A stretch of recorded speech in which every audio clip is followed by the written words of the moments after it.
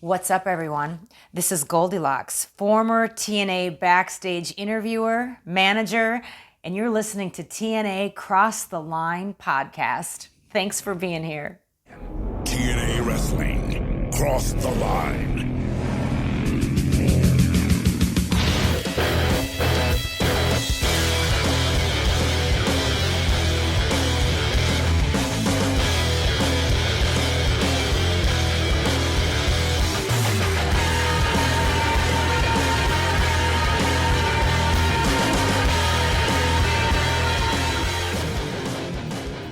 And we're back with episode 368 of the TNA Cross the Line podcast. I am Colling Jr., and with me, as always, is Dallas Gridley.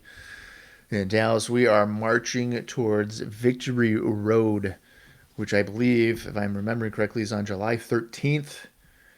And it will be in the good old state of Texas, Houston, Texas. I think I got that right? Yeah, July 13th. Yes. But before we get there, we have several more episodes of Impact to get through. And on today's episode, which is June 26th, 2008 Impact, we're basically going back in time. Because today will feature a match between Kevin Nash and Booker T. And for any lapsed fans or WCW fans, it's basically the summer of 2000. Where these two battled it out quite a bit in the World Championship Wrestling days. And the whole purpose of this feud, or the match, I should say, is more so for the feud between Joe and Booker, which has now kind of crossed into a Joe and Nash dynamic. Samoa Joe doesn't think that Kevin Nash can beat Booker T. And so Nash is going to be going out there looking to back up his talk because he has said that he doesn't think Joe can beat Booker on his own. So the real question here, Dallas, is going to be, can Kevin Nash defeat Booker T and back up his talk? Or is Samoa Joe correct? Is Kevin Nash just spitting out words that have no true value because he himself cannot beat Booker T? Kevin Nash is going to look super lame if he can't beat Booker T, but also Booker T then looks super lame going to challenge Joe if Kevin Nash beats him. Right. Which is now making me wonder, could this turn into a three-way situation? That's very interesting. That I never even thought of that.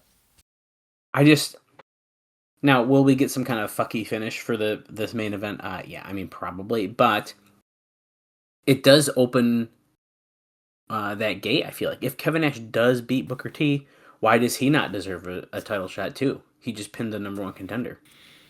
Right. I think the obvious decision here is... Well, now you said triple threat. That has me thinking maybe we should just do a three-way dance in Houston. But if you do not do that, I think the obvious direction would be for Booker to just beat Kevin Nash. I mean, yeah. He is the number one contender by default here. So he's the number one contender. He needs to look strong right now, and that doesn't necessarily make Kevin Nash look weak for a potential title shot anyways. Because the thing is, with the Joe Nash situation, for me, it's less about the title and it's more about how personal they're getting. Yeah, we like the idea of strapping Nash up, but I think we want to see Kevin Nash and Samoa Joe just kind of fight in general at this point. Yeah. They doesn't necessarily need the title, even though that title looks damn good around his shoulder. Yes, it does. So, I guess there's some interesting pieces that are moving, and I'm very curious to see how it develops. We have, counting this show, 3 episodes of Impact before Victory Road, so anything is possible. Yeah, and also, technically here, this is episode 26 of the season, so after this show is over, we are halfway through 2008 already. You could also gather that because it is June, and when you finish the month of June, it's half the year. So we're actually already halfway through the year. Well, I thought about that as we were getting on today to do this episode. I was like, holy crap. We're essentially at or past the middle point of the year. I feel like the beginning of this year started off slow as far as like counting. I feel like it always does. It's like, oh my god, it's February. And it's like, oh no, we're at like the end of June now. Yeah, summer is flying. That's funny you say that because I feel like for a lot of promotions, the beginning of the year, even if you finish the year hot, like the previous year hot, I feel like the first quarter of the next year is just like very stagnant. It's like not like anything crazy. And then once the spring hits, it's like, let's go for it. And I've never understood that. I feel like I would want to do the opposite. I feel like I would want the winter to be like hot because people are going to be inside for a good portion of the winter anyway. They're not going out. But like the spring and summer, when there's more things to do, they're not going to be necessarily inclined to be like, oh, let me see what's going on with a wrestling show.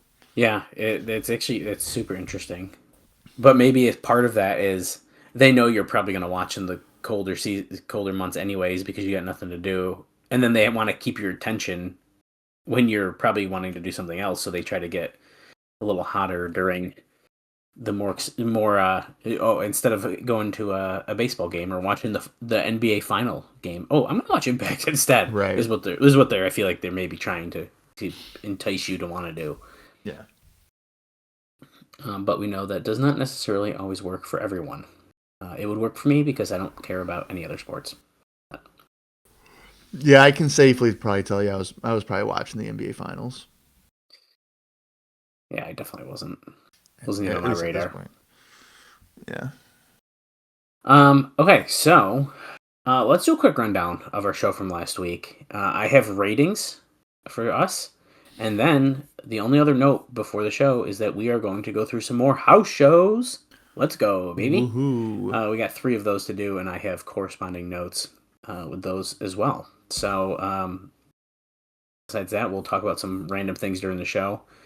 But anyways, the June 19th, 2008 episode of Impact featured the following matches. Booker T defeating BG James in 4 minutes. His first appearance since, what did we say, lockdown? In ring. Well, in a singles way, yeah.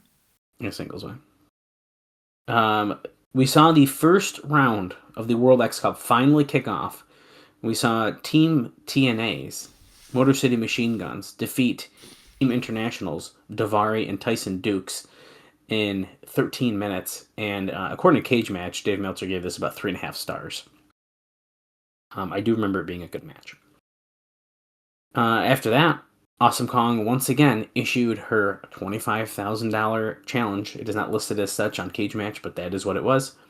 Where the contestant this time, the fan, was someone we were very familiar with.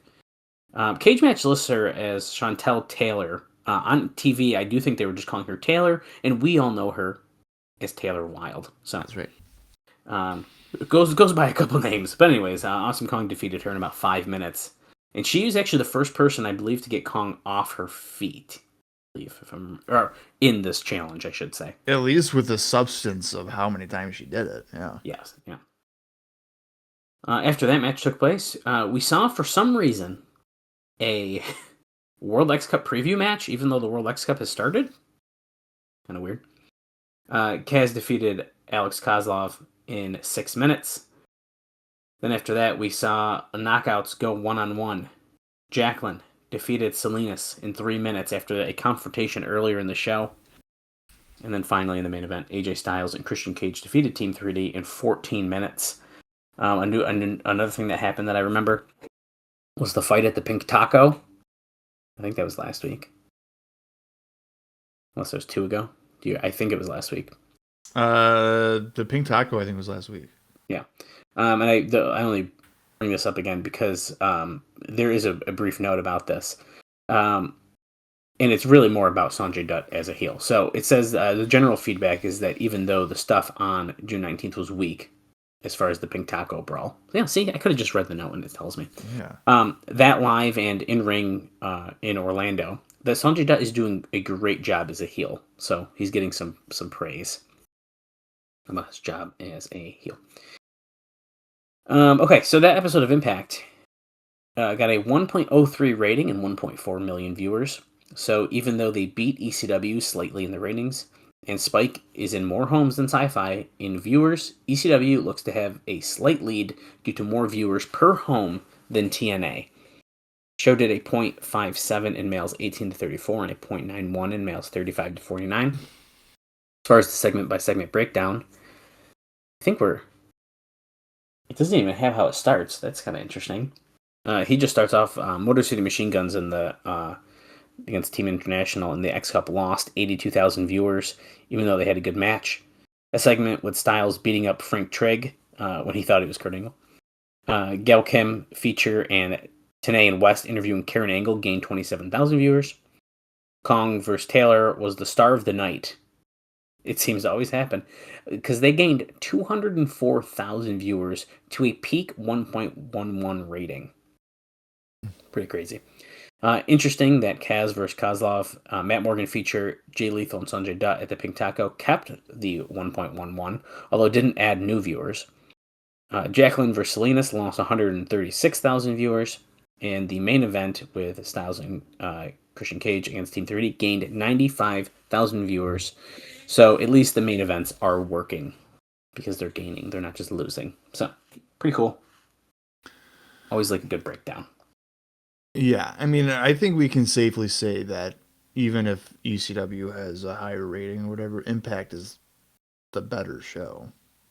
Well, and also, not for nothing, this is why rating stuff really just drives me crazy. They had a slightly due to more viewers per home. How do you know that? You don't know that. Right. I think what they're assuming, so let's say a family of 4. You're counting 4 people. They're counting the 4 people as watching the show, but that, in my household, like my sister wasn't watching Nitro with me. That's what I'm saying. We had 2 TVs. I mean, there'd be another one downstairs. One for Raw, one for Nitro. I fucking wish, dude. I wish. That would have been such a great idea. In hindsight, right? Yeah. Yeah, no, she would do her own thing, but yeah, I mean, I guess that's that's a weird way of. It's just how they do it, but I just don't think in my head it doesn't make sense. Like okay if that's how it is, I guess, but I mean, ECW in 2008 is, I feel like, not good. ECW in 2008, from what I can remember, is very much that era's version of NXT. Oh, was this when they're bringing more of the young guys in and stuff? Yeah, I think we're getting towards that point. Certainly by 2009, it is very much a lot of, hey, this guy's been in developmental for 6 years. Maybe we should give him a shot. I mean, but even I think in 2008, like Kane is like the champion or something. So there's like a weird mixture. Yeah, that's very weird to me. Yeah. I'm not an ECW and Sci-Fi diehard, so I don't really remember the context. But I know like maybe even 2008 is it next year? Like Tommy Dreamer's like winning the title and stuff. I don't know. It's very interesting. Well, you got to give him one more chance. You know what? I'm gonna look this up. The show? Yeah, I'm gonna look it up. That's what I was just working on too. I think what I'm gonna do. So we're in June of. Okay, so let's see. Let's look at. Okay, so like just on the 24th, June 24th, while they were at Houston, Texas, at the Toyota Center. So that's interesting. So this is the results of the last ECW on Sci-Fi show. And I think that these were still being taped along with SmackDown. So like 14,000 people are not there for ECW. They're watching SmackDown. Anyway.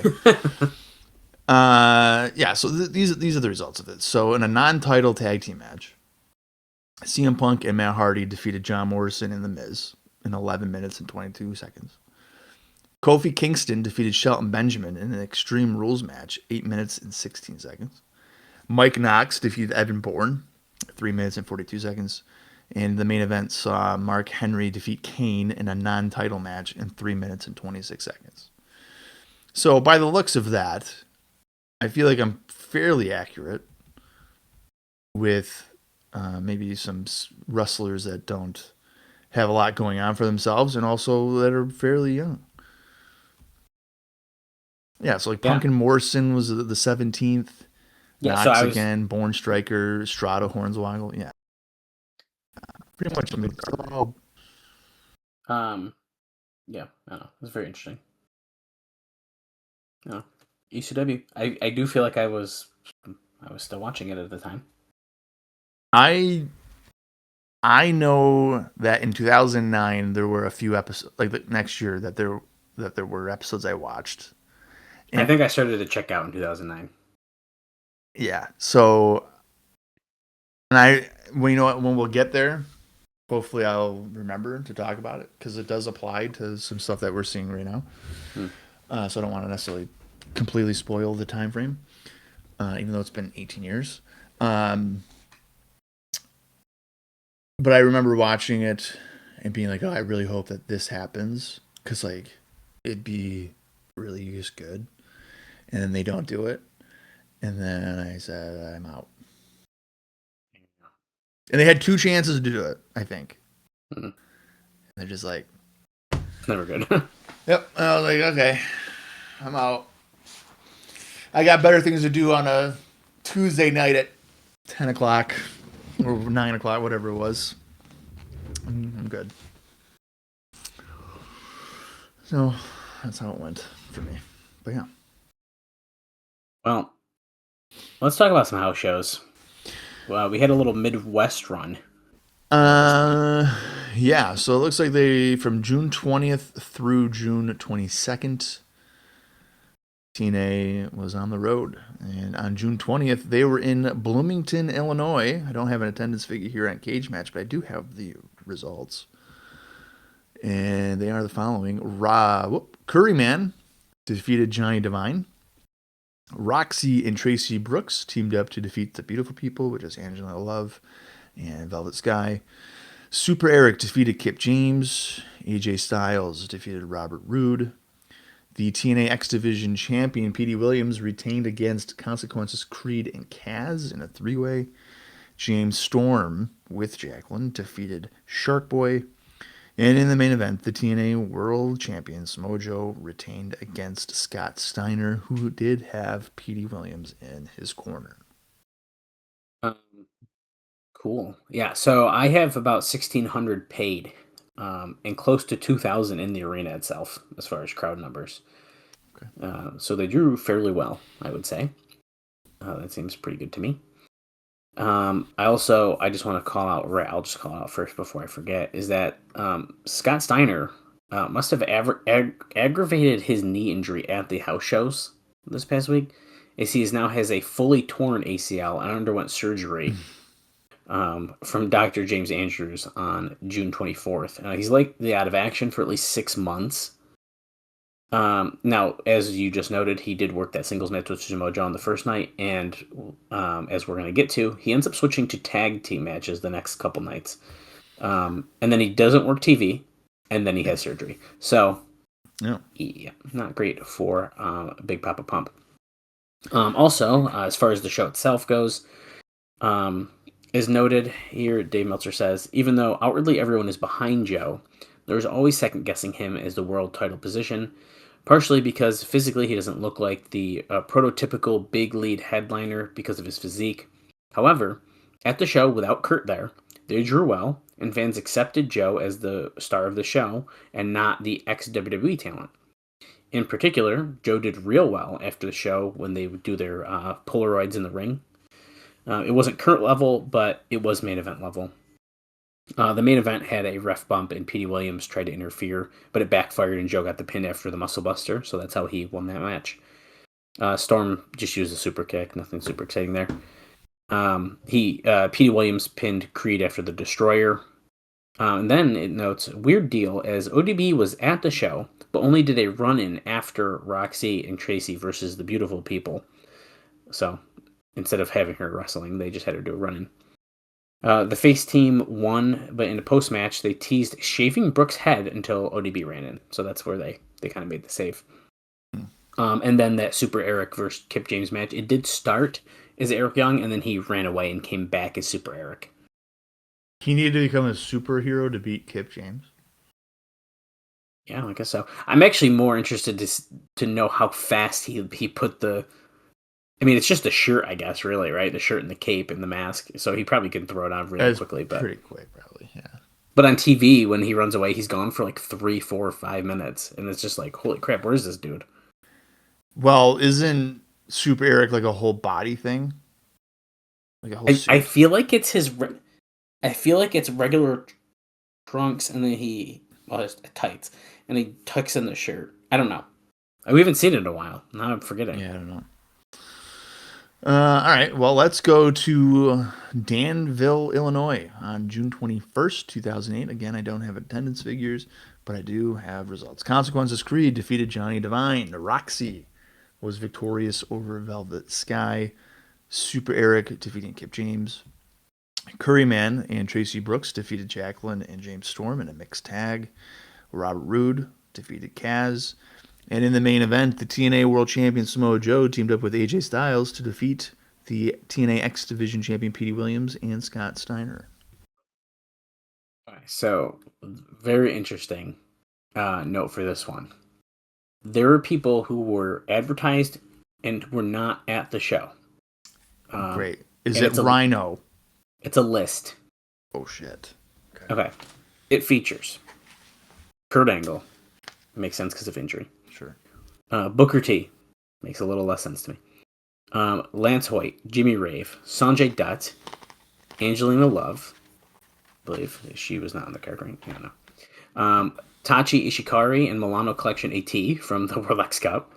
And then, believe it or not, Black Rain was promoted, and Dave even calls out, is he even in the promotion anymore? Yeah, I don't. He definitely is not anymore. So, yeah, the fact that Black Rain was promoted and unfortunately just did not make it is like sort of hilarious to me. Yeah. Like, okay. Yeah, I'm pretty sure he's done. Yeah, I'm pretty sure. I'm like actually very positive. Yeah. I mean, we did see him randomly on TV when we thought he was gone, and then they showed him, but like he does not wrestle again. That's for sure. Correct. Then they didn't. I don't know. He says didn't. I'm assuming post matches on the website until a few days before the show. He says didn't last matches, but doesn't make sense. And like WWE, not one match advertised on the website took place. Nobody no-showed, and I don't know why Angle and Booker weren't there. The rest were advertised, but given the weekend off, and with most people told that they were pulled due to budget. To me, Dave says, if you're a major league organization with national TV, you should figure out how many people you can send regarding the budget, and then don't advertise anyone who isn't going to be there. A company wants to grow for the future should never follow the promotional mindset that killed WCW house show business. Joe and Styles, well, you already said that. There's nothing even about that main event match. And Rude went over Kaz when Storm and Jacqueline interfered. So that's the only real match note I have. I actually don't have crowd information, and Dave doesn't have it either. He even mentions I did not get crowd number. All right. Well, let's go to our last one here on June 22nd, Cincinnati, Ohio, at the Cincinnati Gardens. I don't have attendance figures again. But, here, the results here are a bit different, so that's fun. Consequences Creed defeated Johnny Devine. Roxy and Tracy Brooks defeated the Beautiful People, Angelina Love and Velvet Sky. Super Eric defeated Kip James. Abyss and Kaz defeated TNA X Division Champion Petey Williams and Scott Steiner. Curryman defeated Robert Roode. And in the main event, the TNA World Champion Samoa Joe retained against AJ Styles. Okay, so This is Cincinnati. You just said, right? Yeah. Correct. We had 1,750 people in attendance. They did a face versus face title match, so that's a pretty interesting note for that main event. It was a very good match, as being reported. The crowd was split between the two. They ended up doing a surprise angle after Rude decked the ref and tried to use a chair. The lights went off. When they came back on, I want you to try to guess who was in the ring. They are not in TNA. I'll just say that. Oh my. Okay. I'm gonna guess several people here, Okay. or maybe even try to get like an idea. So, have we seen this person in TNA before? No. Is it a wrestler Yeah. in Cincinnati? They've never been in TNA. Are they a former WWE wrestler? Yes. Like a main event guy? No. No. Who the hell would be in Cincinnati? I don't even know if this person's from Cincinnati, so I don't even know if that's helpful. Let's see. And they confront Robert Roode? Yeah, I mean, yes. Essentially. Dude, it's so funny. Is it a WCW guy? If he did wrestle there at all, that is not where he's known from. ECW guy? I would say ECW guy. In Cincinnati. So he is from Ohio. So He is from Ohio. ECW guy. Not Cincinnati, but Not Cincinnati, but he is Ohio. We've never seen him. We've not seen him before in TNA.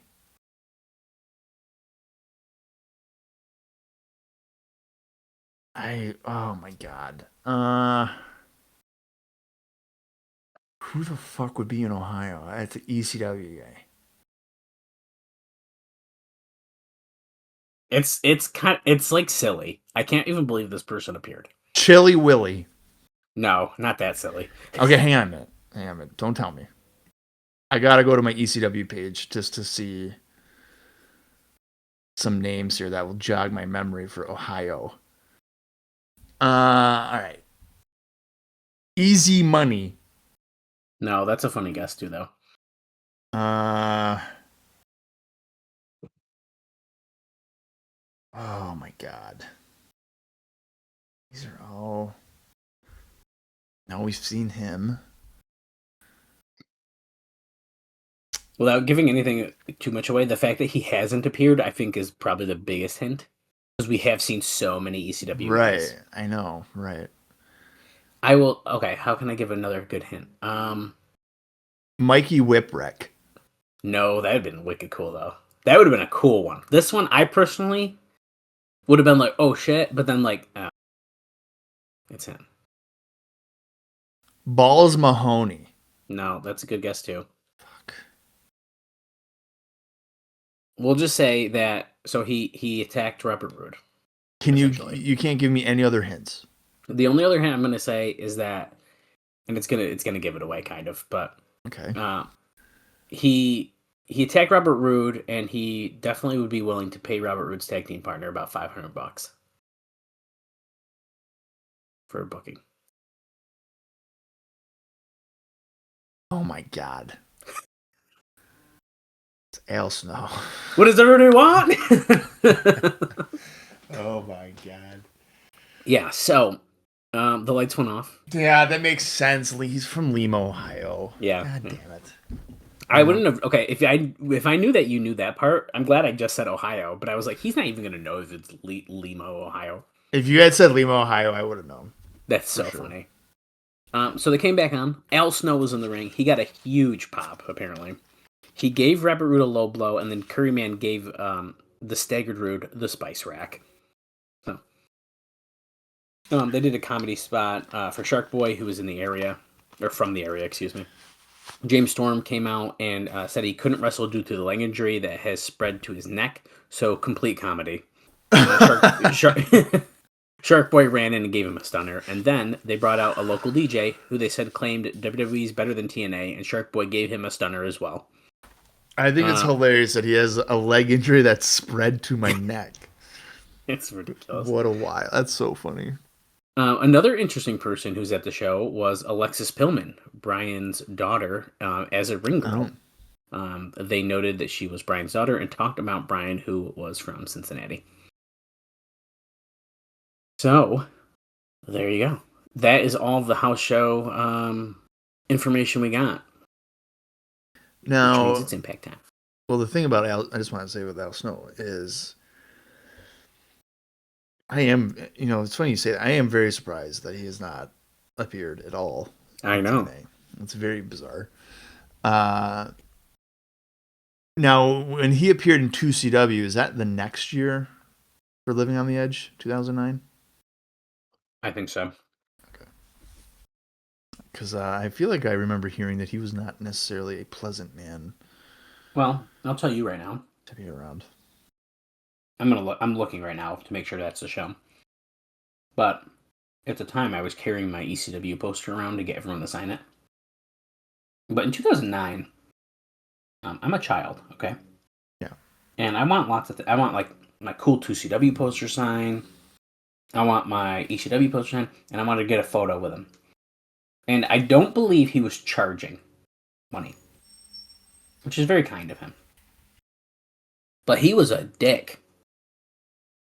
He was so rude that I don't know. It left a bad taste in my mouth, that's for sure. He did put over a local talent, though. I'll give him credit there. He did. He knows good business. Just not when it comes to booking it for OVW. Anyway, an all-time classic memory for the Rustlers documentary when Brian Hennison is like, or no, even Al Snow said, if we get 500 buys, we break even. Anything above that, profit. Anything below that is bad. And then Brian Hennison gets the report that it's comically low. It's like 17 buys or something. And the guy on the other end tries to be like, yeah, it's pretty good. And it could have been better, yeah, but 17, we just got to build on it. And he's like, no, Al is going to rip my face off to get 7, whatever the buy. It was less than like 50. It was sure. It was wicked low. Very low. And and then there's like another moment where Al's like, what are we doing wrong? How come we can't get this place filled up? What are we missing? Because he can't sell out the Davis Arena. He's like, what are we doing wrong? This is good stuff. How are people not coming here? I don't get it. What are we not seeing? I want a season 2. That show was so funny. It was so good. So good. It wasn't meant to be comedy, but it was. No. I don't know what it was meant to be. True. But it certainly made OVW look a certain way. All right, well, let's get into the June 26, 2008 edition of TNA Impact. If you want to watch along with us, it's over on TNA Plus. Or if it's in your own, if you have it in your own personal collection, that will work as well. Our runtime, approximately here, is 1 hour, 25 minutes, and 57 seconds. I'm going to count down from 3, and when I say play, that is when our live watch shall begin. So here we go. 3, 2, 1, play. And no matter what I do, it is blaring in my ear. Yeah, this is a very loud episode. I mean, even at like the desired, like, hey, that's good hearing time, it is blaring in my ear. I have to have this almost on mute. No, we kind of forgot this part of last week. I did not. Karen getting beat up, yeah. Well, because Kurt put a hit out for his own wife. Yeah, that did happen. Oh, sorry, that was a couple weeks ago. My apologies. But we interviewed Karen, and then Frank Trigg got involved because obviously AJ beat him up, and then Kurt appeared right at the very end of the show. We almost went an entire episode without seeing Kurt Angle. Yeah. But they would never let that happen. Karen's return. That's the name of the episode. Now, when they said that she has signed a contract, I would be one to think that that means that she is a wrestler now. Right. I don't think that's the case, though. I don't think so either.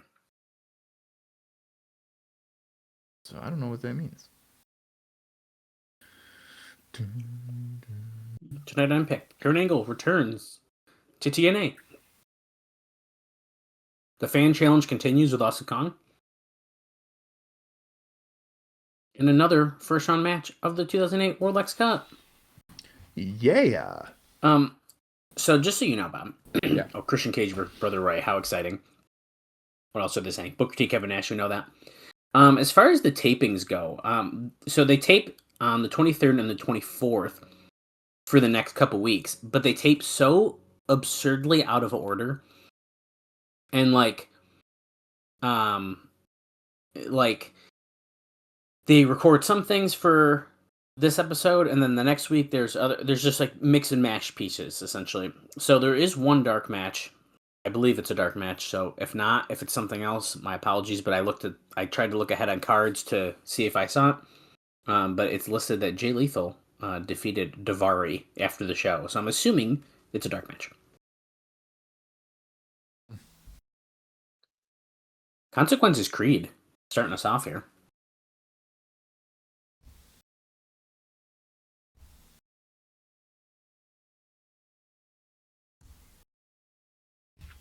I get ready to fly. Oh, shoot. He's going up against AJ Styles.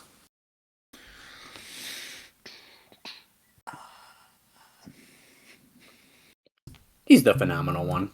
He's AJ Styles. Everybody go win. Everybody know win. I show win. Everybody play win. Yes. AJ can concentrate. He can focus in that six-sided ring tonight. Speaking of six-sided rings, Bob. Yeah. As of this recording, I was watching AAA last night because I had nothing else to do. And I haven't really watched any of it, and even the clips I saw, it didn't click in my head, but they no longer have a six-sided ring. I don't know if there's any promotions that use a six-sided ring anymore. Because they had it for a long time. I'm sure there's some random independent company that's using a six-sided ring. Somewhere. I don't know. I personally like the six-sided ring.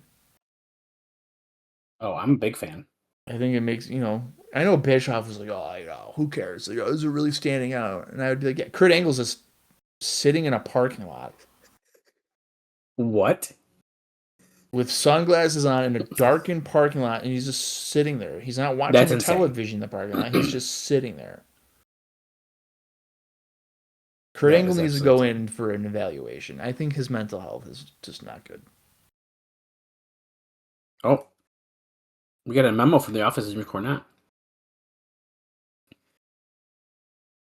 Okay. Oh. Fans' revenge is officially part of Victory Road. Robert Roode and James Storm against LAX.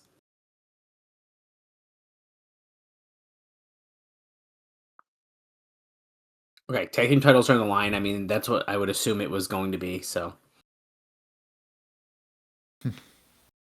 Kind of funny, the idea of like the fans getting revenge, and then what if Roode and Storm win? And it's like, haha, you guys don't actually get revenge because now we're the champions. That would be really good. Oh, nice leapfrog, and Styles rolls up Creed there.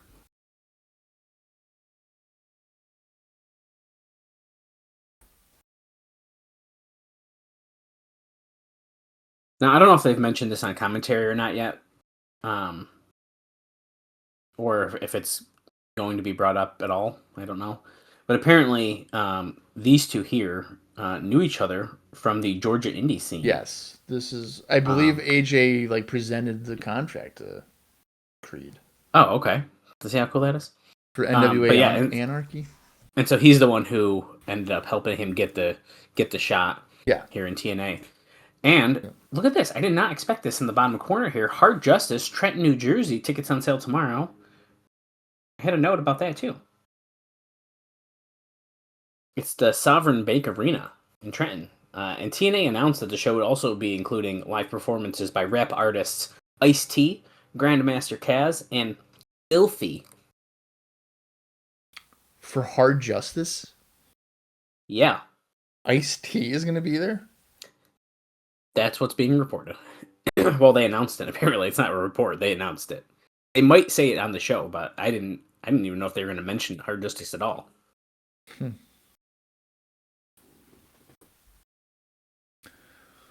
Oh, that's interesting.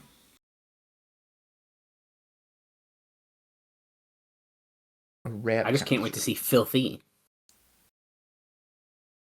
AJ catches Creed as he was about to do a springboard. Creed slips off his back. Couple punches here. Boom, boom, boom. Oh, he's dancing. Does a split? Little right hand. Way to go, Creed. Little Ron Killings action there with the split. Yeah, all he was missing was the "what's up?"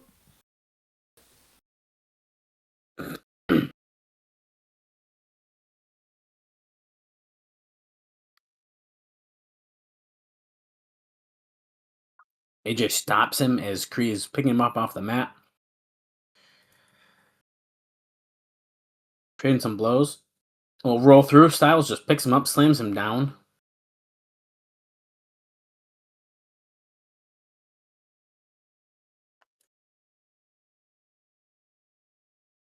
The crowd really behind AJ, which is no surprise. Hey, this is technically another like face versus face match. Yeah, it absolutely is. Now, when you put AJ Styles in there against someone, someone's a little bit more of a face than the other, but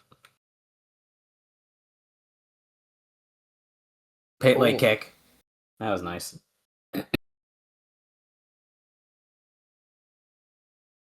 Styles clash. Is he gonna hit it? Boom. Got it. Right in the middle of the ring. Turn him over. Go over the cover. 1, 2, 3. AJ gets the win in the opening contest. We're off to a AJ hot go. start. AJ with the dubs. Oh wait, JB. What's this? He's calling to AJ Styles. AJ, come here. Listen to me. He's like, I'm trying to literally celebrate my win, but okay. There's fans like yelling at JB. Congratulations on the big win, but right now, Kurt Angle is out waiting for Karen right now in the parking lot. So that's what Kurt's doing.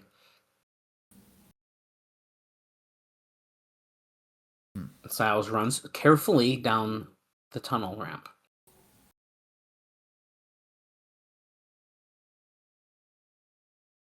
Victory Road promo here.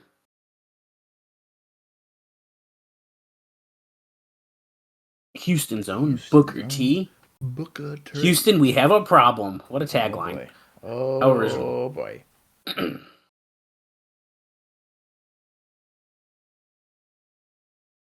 TNA Wrestling, cross the line. Oh, okay. We are backstage, and there's a ton of security.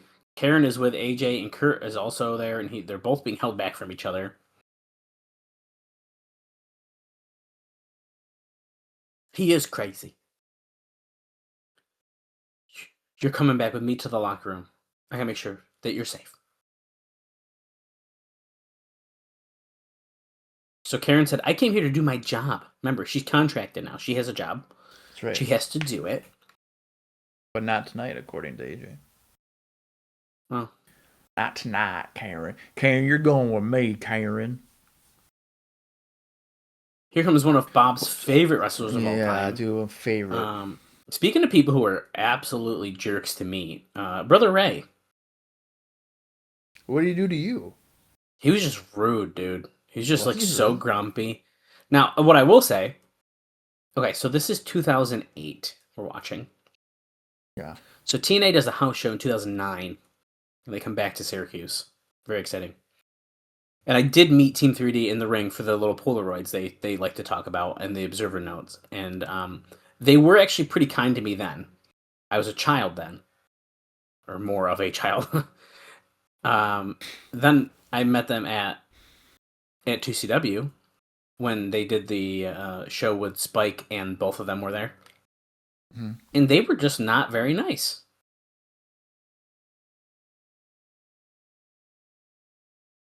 One down, one to go.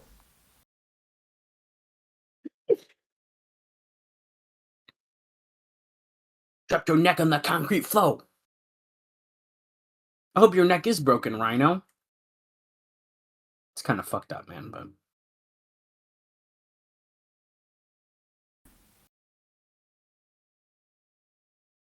Old buddy, old pal, I'm gonna stretch you out of the impact zone back to your house. All of you couch potatoes at home. Don't go to the refrigerator. And don't get up to make love to your ugly wife.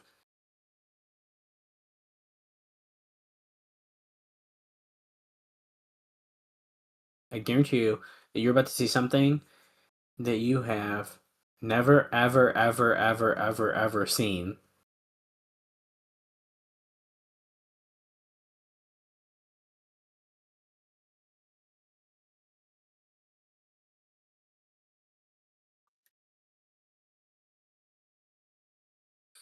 Okay, he's being dramatic, but...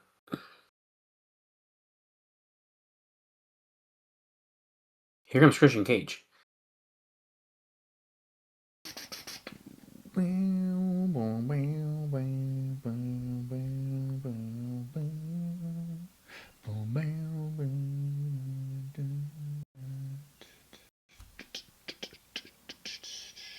Hey, where's his cool entrance outfit? That makes me feel like he's about to be attacked. He means business tonight. He is watching his back. I just noticed that he turned around.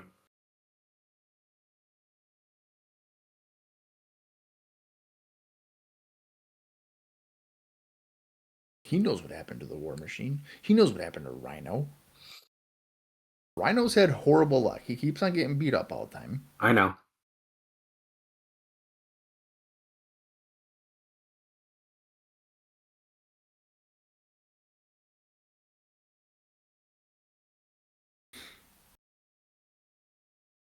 We're back from commercial. The opening bell has rung.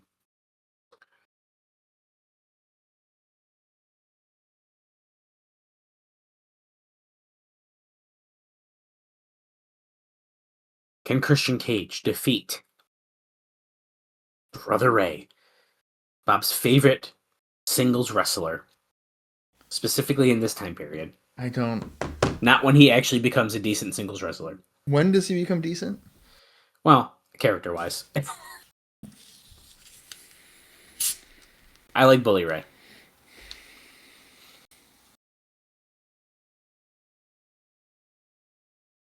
Maybe it was only good at the time because they weren't doing many other good things. But well, the one thing about Bully Ray I've never understood is how in the world does Brooke Hogan fall in love with a guy like Bully Ray? Well, did you see his calves? Nice I have Bully Ray calves myself. Really? I never noticed. Oh, he's gonna show me live on the pod. Oh yeah. Okay, I can see the definition. Oh shit! Look at it. Oh wow. You need to stop, dude. This is a PG show. Well, I gotta be careful because I could Charlie horse myself. Yeah, that's all we need.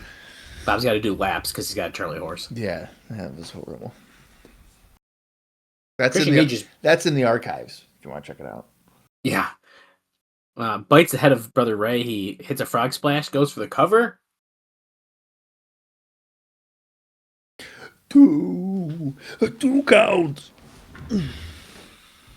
Oh no! In the ring, Johnny Devine. I didn't know he was still associated with Team 3D. Well, he didn't hit him, so that doesn't. It's not a disqualification. It's true. He hits him with the little educator action there with the kendo stick. Oh! Back suplex. That's one half of the 3D. Right, also known as a back suplex. Further right has got the kendo stick. He's standing there. Well, that's a And disqualification. that's a disqualification because he hit him over the back with the kendo stick. What an absolute son of a bitch. You're going to ruin my second match on my TV show? You piece of shit. What is this? That's great. Oh my god. Is that a glass table? Is that like the table I have in my bedroom that's at the end of my bed? It's a table they have modified with a glass pane in the middle of it. Oh my god, we're going CZW, dude. I didn't know they'd use stuff like this in TNA. Okay. And they're setting it up really careful. It's kind of a cool visual for a table, though. I kind of like this. This feels like it's illegal. Oh my god. Shit, that kendo stick almost hit a fan. He just whipped it to the floor to scare off the referee. Oh, wait, I know who's going to come out. The monster. He's going to make the save. Rhino, Shark Boy, Curry Man, Super Eric, Kaz, anybody. No. Abyss. Because glass. Dallas, no, he's not. No. Oh my god, he went through it. What? Brother Ray just powerbombed Christian off of, well, technically it's the middle rope. They're saying the top rope. It's not top rope powerbomb. A middle rope powerbomb through glass table. I did not know Christian Cage did glass bumps. I want to point out that there is apparently blood already on the towel, but it has not been put on Christian's body yet. Hey, we can't confirm. I just saw the doctor guy didn't protect the towel very well because there's blood on the towel before he's even put it on Christian. What a visual. I mean, it exploded. Yeah. Yeah, it did. Well, okay, so whether or not they're using fake glass, I personally don't really care. What I will say about this glass in particular, I'm noticing, is these massive chunks that have come off of it. Yeah. And that's dangerous. Because, like, think about, like, the glass that Sting went through.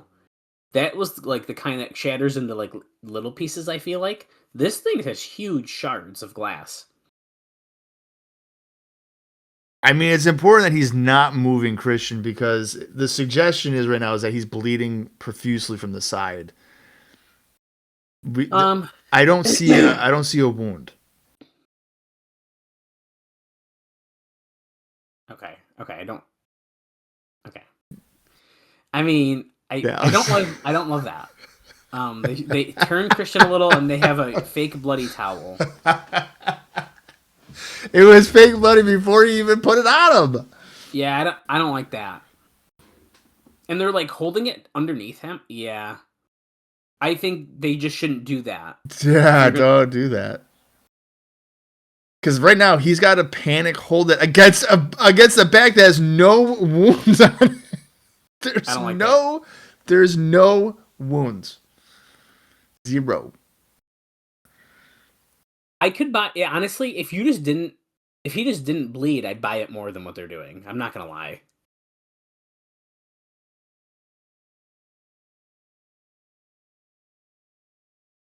Or just don't show on camera this part.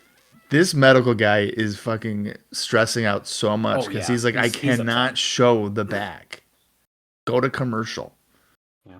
Well. Oh, hey, look at that. Some house show footage there. That's pretty cool. They're doing drop kicks and dives. That's always cool. Look, we'll have more to talk about, dude. Right after. All right. So let's yeah, I can't wait for all these house shows. Let's just clarify. Okay, that is a good segment. I think we're just more or less nitpicking on the fact we're laughing at the towel situation, but it was a very good segment. I really like the visual of the glass table, and now I'm assuming, wild guess, we may see a glass table match at Victory Road. Oh, wow. A glass table, you think? Now, the only thing that I'm a little interested about here is, like, why did you do that? Why not a regular table? Yeah. I think that's a Unless very he valid said question. something that made reference to it and I missed it, but... but yeah, I actually did really enjoy that. I think that was a really good segment. I don't think we really noted, but obviously Brother Devon was there, and him and Tomko were the ones who brought it out. And after he went through, it was, Kaz and... Who was the other one who just ran out to help? Was it Curryman or something? It was Kaz and Eric Young. Eric Young, sorry. I saw yellow. I made that reference. Team Japan versus Team Mexico coming up.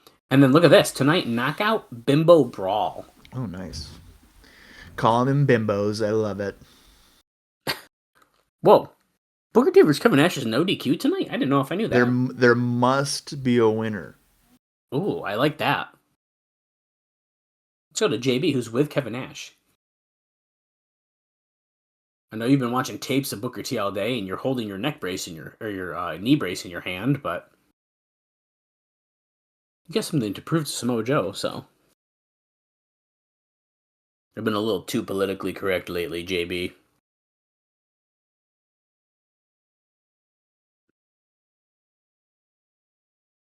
All I've tried to do is give Joe 20 years knowledge.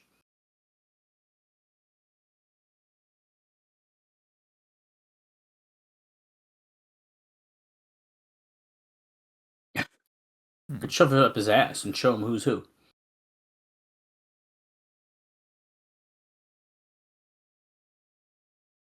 What's really in here? What's really in this for you? And all of a sudden, Samoa Joe has walked in the room. Oh, he tapped the knee, and he goes, "Oh, that wasn't the bad one, right?"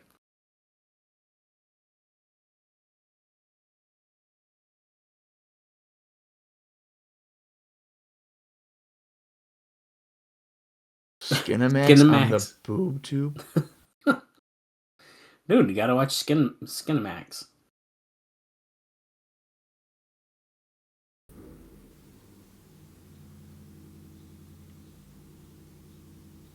I've been cut up and put back together surgically 26 times.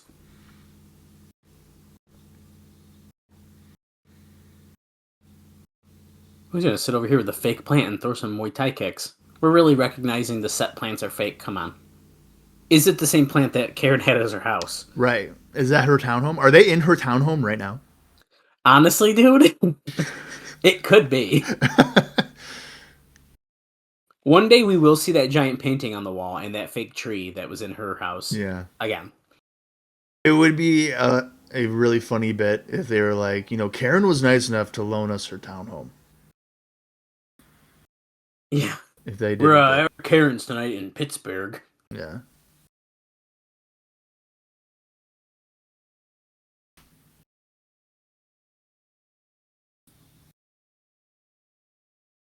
I'm mentally preparing for what I have to do tonight.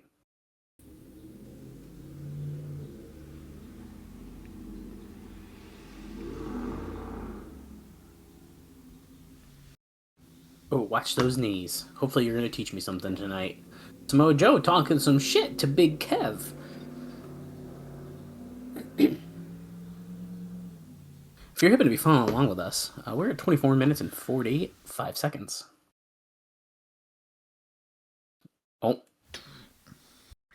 Why was I about to be like, why is Samoa Joe coming out? But it's awesome. It's awesome, Con. It's time for the $25,000 challenge, which seemingly is no longer for the Knockouts title. Is it because she got scared about losing to Taylor? I don't know which one. I feel like they just decided it's just for the money now. I feel like it was for the title for like the first like 2 or 3 of them, and then they've never mentioned it again. Does it being for the title like make it less, like makes it pretty obvious that she's gonna win or something? Yeah, I would say so. But actually, I have been proven wrong. Mike Tenay just said on commentary, it's for both the money and the title. Oh, so I am wrong. Well, there you go.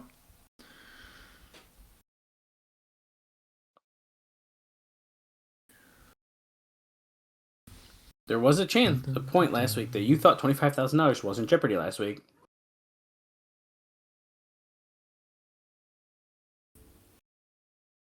It is time for the $25,000 Awesome Calling Challenge. We'll be asking if there are any volunteers in the studio audience. You must be female, and you must be over the age of 18. Oh, there's a girl that has a Kong Pick Me sign. I feel like she's going to get picked.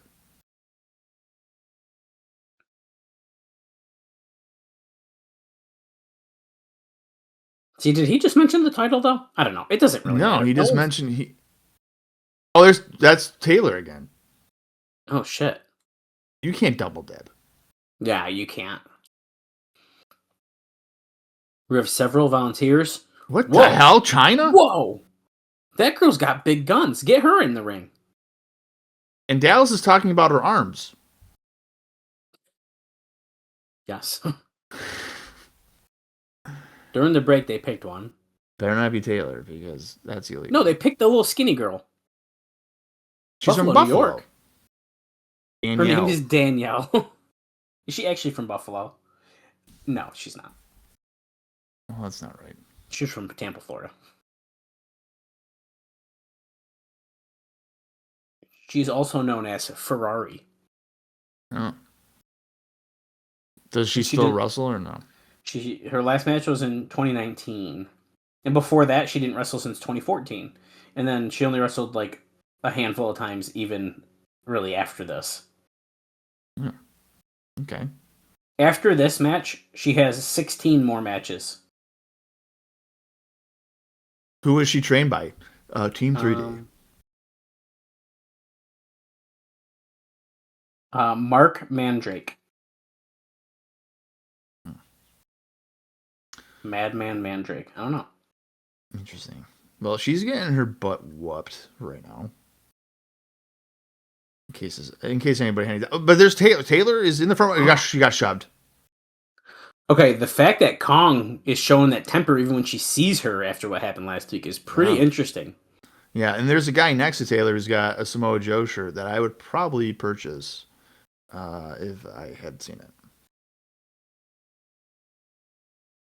And then Ferrari, or Danielle, just got thrown to the railing.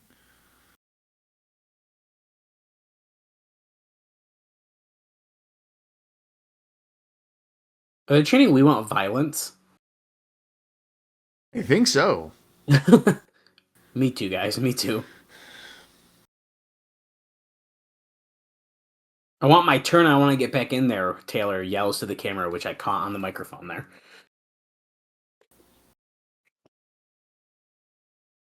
Well, Danielle is about to get... Oh, can she even get... Okay. Oh, hit the Austin bomb. There we go. Just barely. But Kong gets it done, kicks her out of the ring. Boom, boom. Finish that off. She always does. Usually these don't go very long, and yeah, maybe she'll have a real match at Victory Road. I don't know. That would be nice. I if this was okay, so what I would do, I would have booked doing these up to Slammiversary if you wanted. I would have saved Daphne for Slammiversary as a fun, like, oh, this is a former WCW women's wrestler. Taylor has jumped the rail and she's in the ring now, exchanging blows with Kong. She's standing, holding her. She just knocked Saeed. Taylor is really holding her own here. Really interesting. And here's some security finally. A fan just jumped the rail, guys. Yeah, they should be fired. They took way too long to get in there. You know who would never allow this? Who? Chris Vaughn. Rick Santow. That's a really good point. And these security guys better watch where they're putting their hands. You don't want to be accidentally groping anybody. Taylor, you can't do it like this. You can't just jump in the ring like that. Cornette is pissed. You gotta go through channels. Give me a chance. Give me Kong. Watch Cornette be like, I will give you a 1-year contract. Oh, I can beat Saeed too. The crowd is wicked loud for this right now. Let them fight. Let them fight.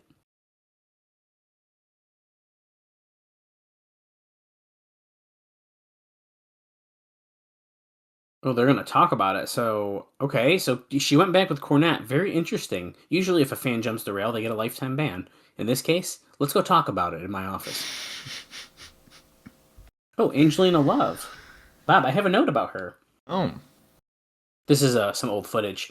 The Miami Herald ran a story this past week on the romance between Jared Weeks of the band Saving Abel, whose song Addicted, different than A. Shung's, hit number 3 in March on the Billboard mainstream rock charts, and Angelina Love, real name Lauren Williams. The two met when Williams was visiting friends in Austin, Texas, and went to a concert. She then wrote him a letter on his MySpace page.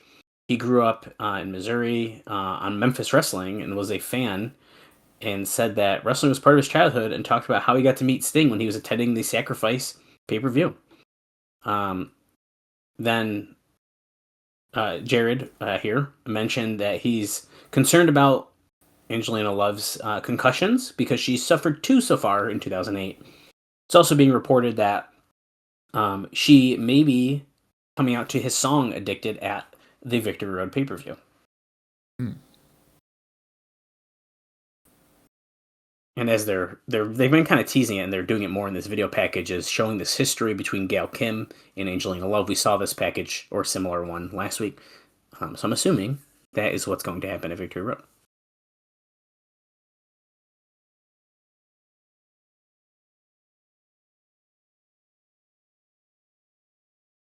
Oh, they're bringing Asylum footage. She got smeared by Trinity. I think that's on Explosion. That looked like it was Explosion footage, but she did also make appearances on a weekly show. Yeah, but I think that match with Trinity, I'm pretty sure, was on Explosion. Cool to see, though. Basically, Scott D'Amore's talking, saying, I think she made an ill-advised decision by leaving Border City Wrestling and Canada because of this opportunity with TNA. And she got her ass beat. I've always hated that. The notion here that taking an Explosion match would have harmed her career or something. Like, give me a break, dude. I know. Oh, the Knockout Bimbo Brawl is up next. Moose against ODB. Moose from Syracuse University? Different Moose. This is Mickey Knuckles Moose, who probably still has Mickey Knuckles gear on. Probably, yeah. Oh, well, she's wearing jeans and a shirt, and she has a I Hate Bimbos cart, and she's filling it up with weapons. Oh. Well, so Dallas, the footage that we just saw could have been from the weekly pay-per-view, but she also was on an Explosion. She was on the 102, June 16th, 2004. Wow. Weekly pay-per-view, where she lost to Trinity in 4 minutes. We saw that in the archives. And she also wrestled Trinity on the weekly? That's on the weekly. And then she wrestled her on Explosion number 67, which is February 21st, 2004. Wait a second. Oh, we're not going to the Knockout Bimbo Brawl. It's supposed to be Team Japan coming out, but Frank Trigg is coming out. I have Frank Trigg note either. Or also. He's been training every time that he comes to Orlando, Bob. Oh, great. Dave says that the description I was given for him is that he's a natural at pro wrestling. Obviously, outside of the ring, when it comes to talking and ability to make himself seem like a star, he is. He'll probably come in at a high level on the card, and the plan is clearly a Trigg and Angle tag team. I don't know how much of this will come into story, but Trigg, before going to MMA, was an Olympic hopeful who didn't make the team. It's too bad. It came just before UFC really hit big, because Matt Hughes versus Trigg build-up, and particularly their second match, was awesome.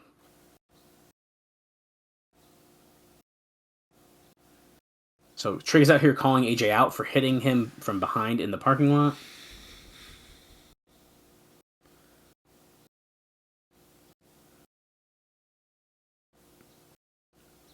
In the MMA world, I want to look a man in the eye before I knock him unconscious.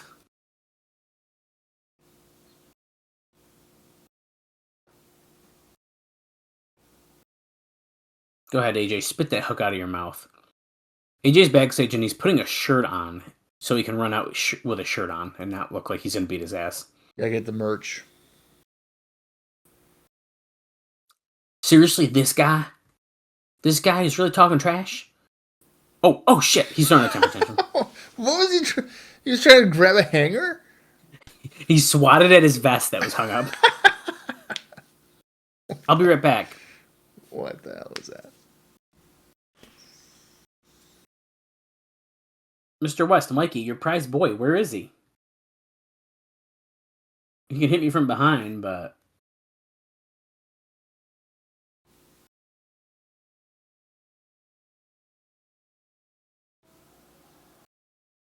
Well, here we go. Here he comes. I am.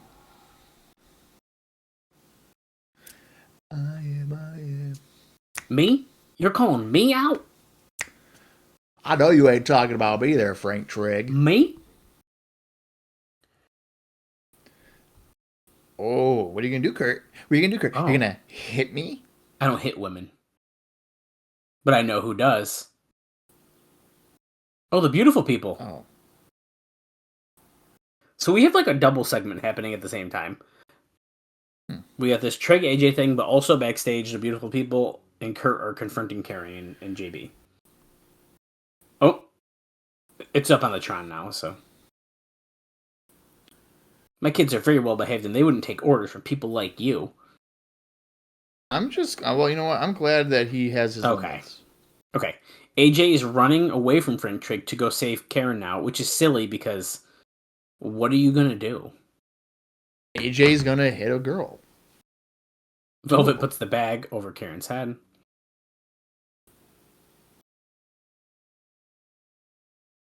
What in the world? So what was the point of that? He walked out to Frank Trigg, then saw Karen getting... And then ran away. And then ran away. Yeah. We're seeing a Bound for Glory preview here, so here's another note for you, semi-related. While the slow build on TV leads one to believe that Joe versus Kevin Nash will be the Bound for Glory main event, as plans go right now, they're looking at different direction. What? Yeah.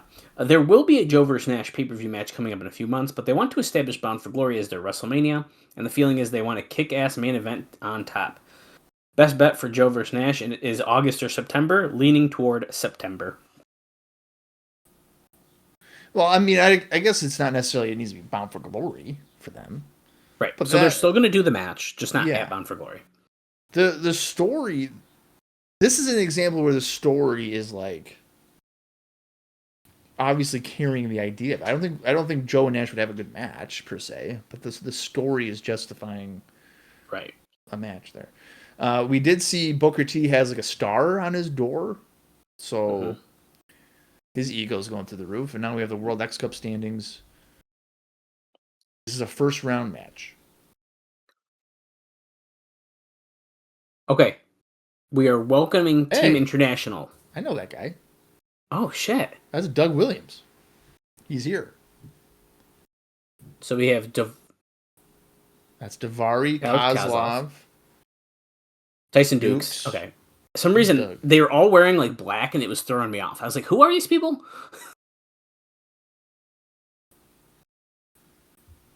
They're also going to welcome Team TNA. Now, the match is Team Mexico versus Team Japan. So we're just introducing teams for fun right now. Team TNA is Curryman, Kaz, and the Motor City Machine Guns. Now, realistically, Curryman should be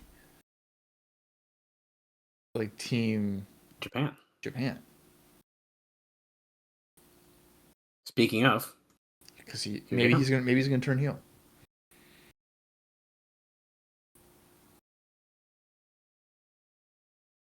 Naruki Noi. They're just standing there.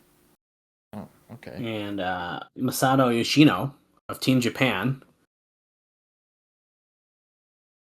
And they are good at professional wrestling. In case they're very good.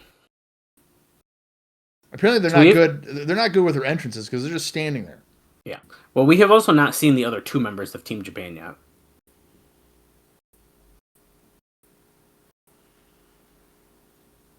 Rey Bucanero and Ultimo Guerrero are representing Team Mexico here.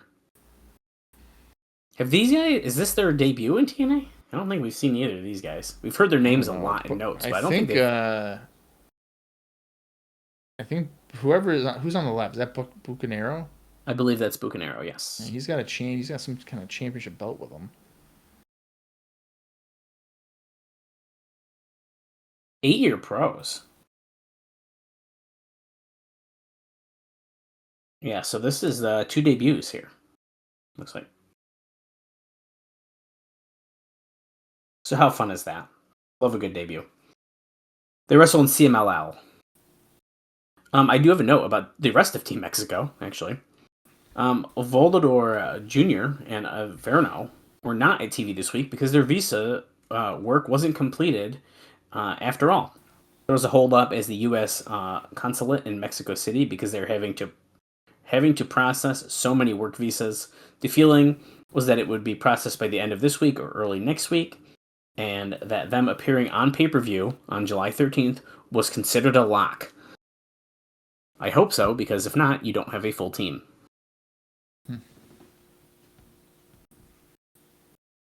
Dude, these guys are speedy. Look how fast this guy's running the ropes. Comes back with a single leg drop kick.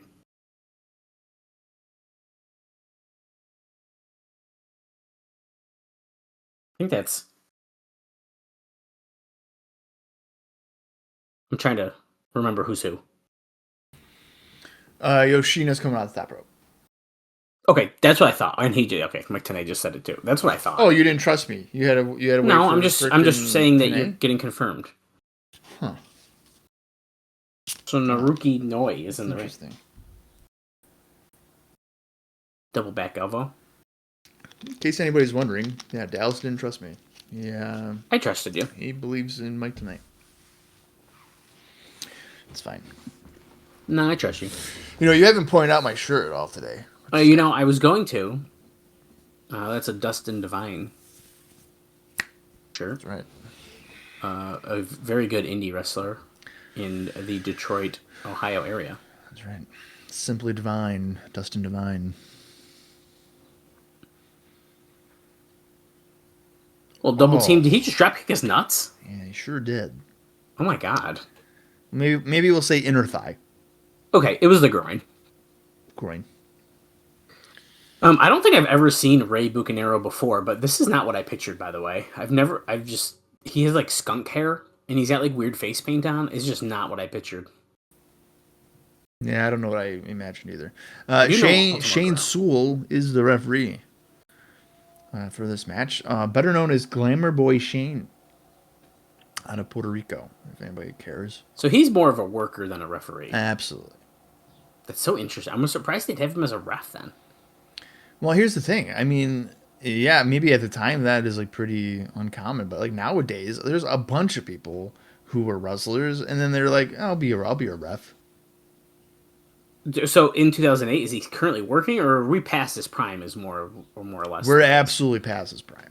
Oh, okay. His prime with Puerto Rico would have been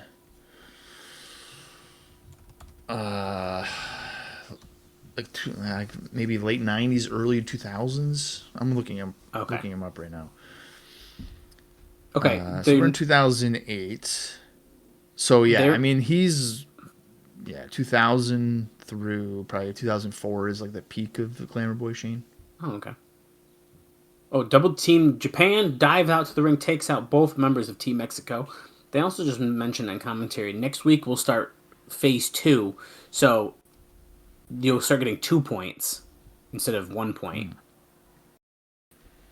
Sure.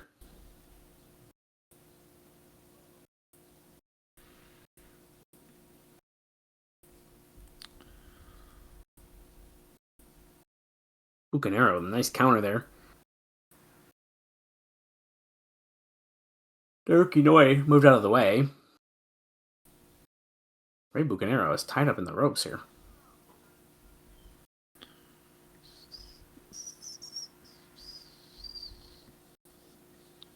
Dude, Team Japan is good. They are so good. This is a great tag team. Look at that dropkick into a senton. Shane, just cover him. It's fine he's not fully out of the ring. He's a ref, dude. He knows what he's doing.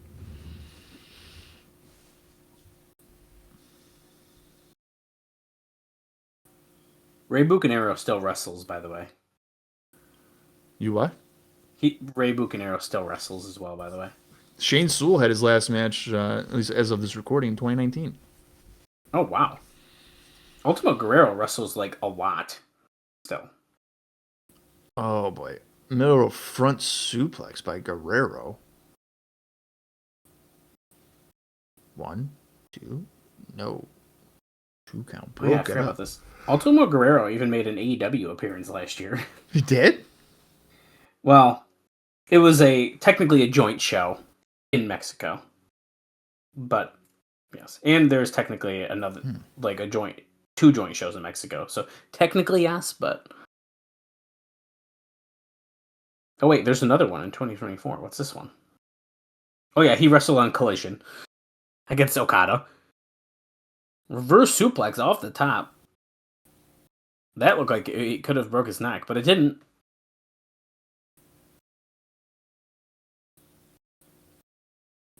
Oh, Naruki Doi laid over the knees of Ultimo Guerrero. Here comes Ray Bucanero off the top. Corkscrew senton. Dude, Team Japan's getting murdered, but they are clearly the best in this whole thing. But Team Mexico gets a point.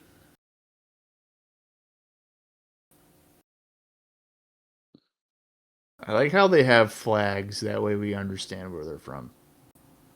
I like that Team International has all the flags because everyone's from different countries. Yeah.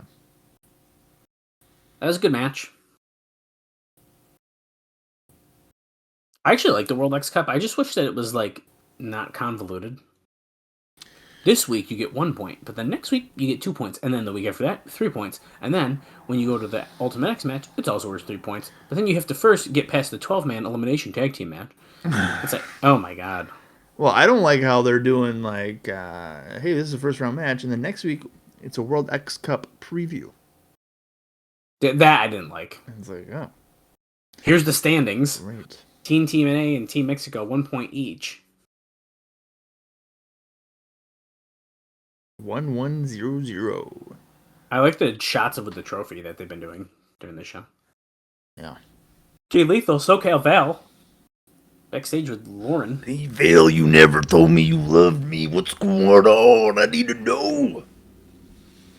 Sonjay totally ruined your wedding, so what about it?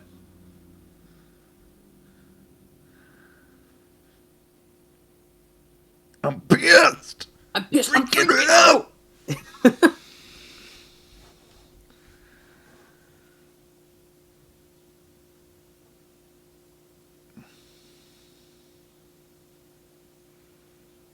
I wouldn't say out of nowhere. You just weren't paying attention. You might have been having feelings for Val for quite some time. Yeah, no shit. Why didn't he just tell me face to face instead of ruining the wedding? It's unexcusable. Val, where do you go from here?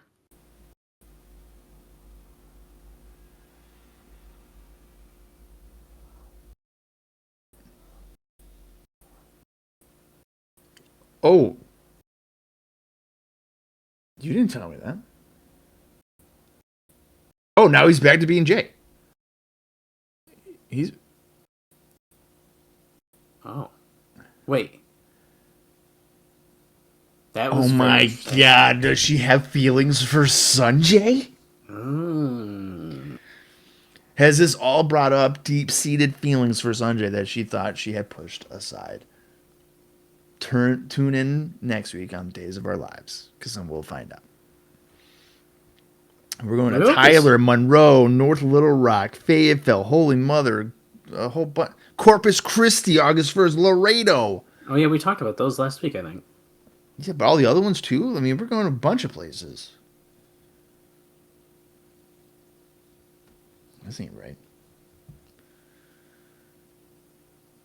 Did they send your videos in for the fans' revenge match?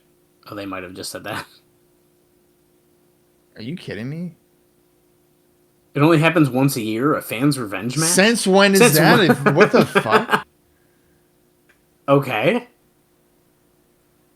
This is a yearly tradition that we're doing fans' revenge? It's new to me. That's hilarious. Guys, we piss off the audience a lot. So how about we just have a fans revenge. They can let out their frustrations. They can send in videotapes. We'll pick them, and we'll go from there. I mean, they have done it quite often. Yeah, send in your videos. And tell TNA why you want to lash. These guys all look like losers. Oh my god! Chicks. What the hell? Those are Bob's favorite goth chicks. Yeah. Sonjay Dutt's coming out now. I'm going to tell you a couple notes as he's coming out here. Okay. One of them I missed earlier because I forgot to highlight it in my note, but it's being reported in this week's Observer that Taylor... he has young children out here soliciting money into their... What is going on? Whoa, that's awesome. What did it say? With his future gurus? Guru-ites or something it said? I didn't catch it. Oh my god. This is amazing. I can't believe this. Yeah, and the tambourines. And they are giving them money. Okay. Basically, Taylor has been signed. It's being reported, which makes sense if she's being heavily featured in that segment earlier. I would hope she's signed, yeah. Jeff Jarrett is very high on her, and told her that her tryout match was nothing special, but everyone thought she did great in that first match with Kong. Wait a minute. He's super high on her, and he went to her and said, hey, your tryout match is pretty much dog shit. But well, I don't know if he told her that, or I don't know if he even directly said that. Maybe it's just Dave saying, I was told. Okay. Because that would be the biggest backhanded thing ever. Hey, your tryout match, not great, but people like you. Okay. Thanks, Jeff. Well, Sanjay's about to talk. I'll tell you a couple other notes after. I actually have a Jeff Jarrett note as well that I'll bring up eventually here. Special cause. Save Thou Foundation. Look at all the money he's got.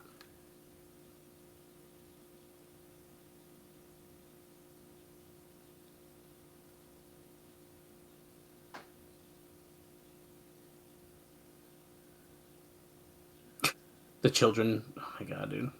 This is bizarre. He knows that she's in love with him.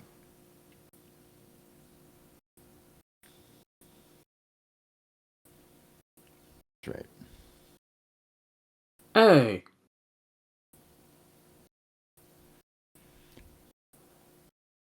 One, two, three. Oh, yeah, here we go. Oh my god. Set thou free. Set thou free. Set thou free. Hell yeah.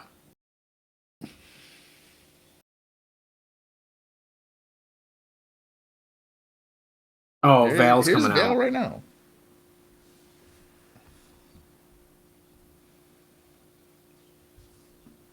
You ruined everything. I hate you. What are you thinking?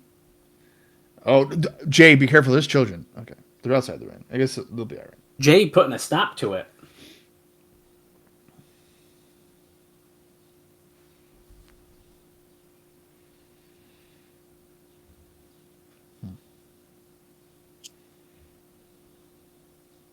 Oh my god. See? Now Lethal is ruining his thing. Let's go, Lethal. Let's go, Lethal. Let's go, Lethal. I don't know. Gal looks pretty upset. Or Val looks pretty upset over there. Lethal sides some moves out of the way. Sonjay hits one of those big smoking barrels. Whatever they... I don't know what they're called. He gets out of the ring before Lethal's able to hit the elbow. He's hiding behind the children. I hope that's not the last time we see all these funny children. I like this. Because what? No, look at him. Did you know that first kid right there is actually MJF? It doesn't work as good as that joke actually. Never mind. No, I didn't know it. I was gonna say one looked kind of like the Rizzler, but the Rizzler. Was he ate forever? Yeah. Now check this out. I like this. Booker T finally is the first person to be like, hey, I have a nice locker room, so I redid my entire locker room. Well, My he prized also possessions. said before that he didn't have a door. He does now have a door. Pictures, great art. Real velvet couch. Sushi. He made JB take his shoes off before he walked into. JB took like 3 bites into one sushi roll, which is very weird. He goes, you got a picture with the greatest? He goes, yeah, and the other guy's Muhammad Ali. Because it's him and Muhammad Ali. Yeah. Look, he's changed into a red velvet jacket with cheetah print collar. It's a robe, sorry. What I want to talk to you about was, why?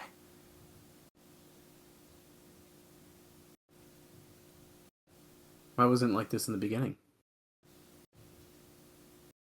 A great man once told me, a quiet man wasn't heard. That's why I always speak up.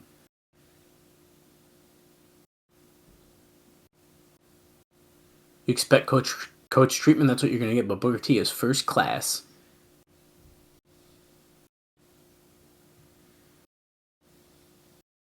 TNA, because of me, is now on a global map. The ratings are up because of me. That's not true. They're actually down, but they're up because of the Awesome Kong challenge. Yeah.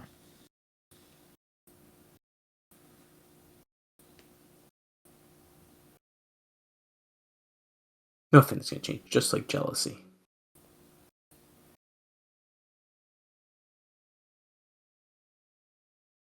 It's like a bucket of crabs. He's just saying a bunch of random shit now.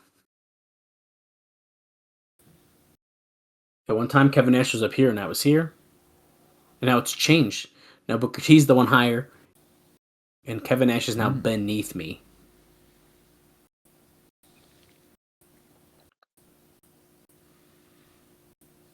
I will prove to Kevin Nash why I get star treatment.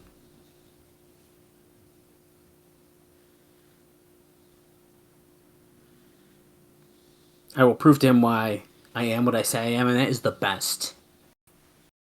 Dude, that sucker. Sucker.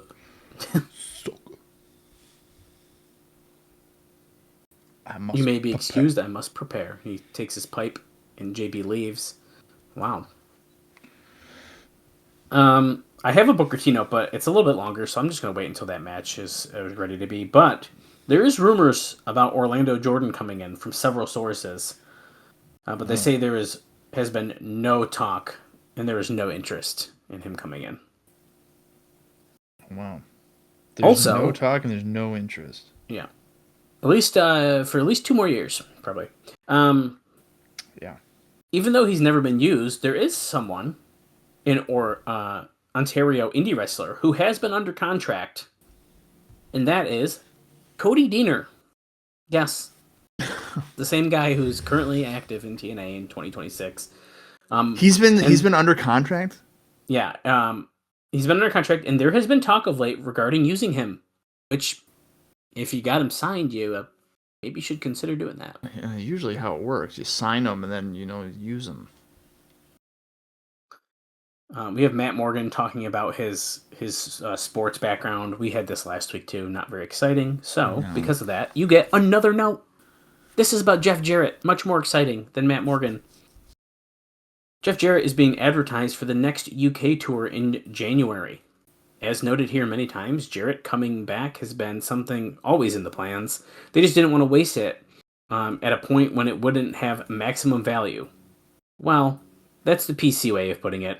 Jarrett didn't want to be wrestling and not either with the belt or in the mix for the belt and end up like Christian or someone like that. When Angle had his run and he wasn't going to lose it, he wasn't wanting to come back and just be a victim of the month, which quite frankly is smart business since it has been planned for long term for Joe to get the belt and have a long run. By January, with Angle doing the angle with Karen and away from the title picture, things open up better for Jarrett. Although at this point, I don't know of a start date back. This is just speculation, so probably wrong, but I could see him coming back in an unannounced return at Bound for Glory in October, since they are determined to make that a WrestleMania like card with lots of things coming out of it. I don't see him in a match on that show, but it is possible.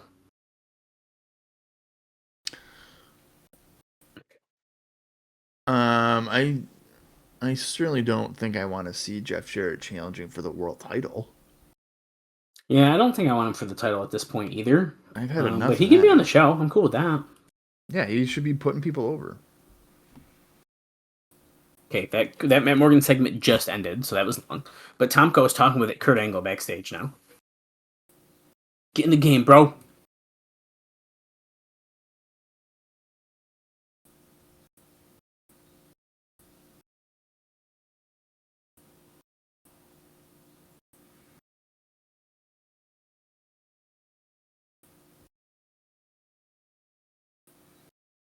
Kurt Angle cheated on me with AJ Styles. Yeah, but no one's actually ever seen the two of them together. I saw them go into a restroom stall together, just for reference. I mean, it literally happened on TV. Oh God. Team 3D has walked in and Tomko is looking pissed. You're still talking about Karen and AJ.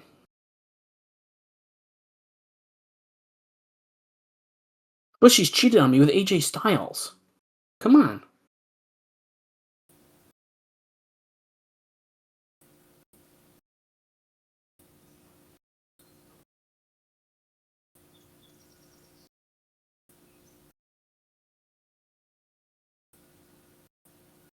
Okay.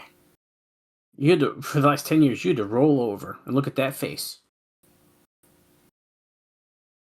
You had to stand in front of the altar with in front of your family and God and say, I do.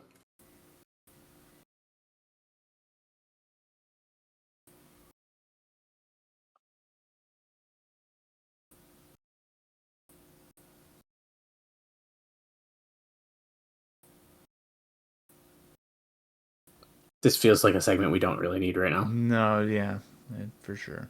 This is wasting my TV time. I want to see the Bimbo Brawl. Let's go.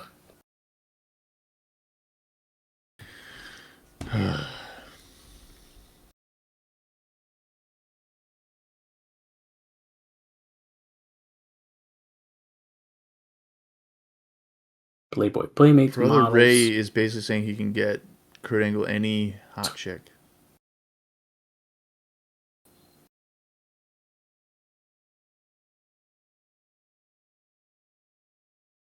Oh, Kurt Angle's going to be on some blind dates next week. Okay, now this I can get behind. No.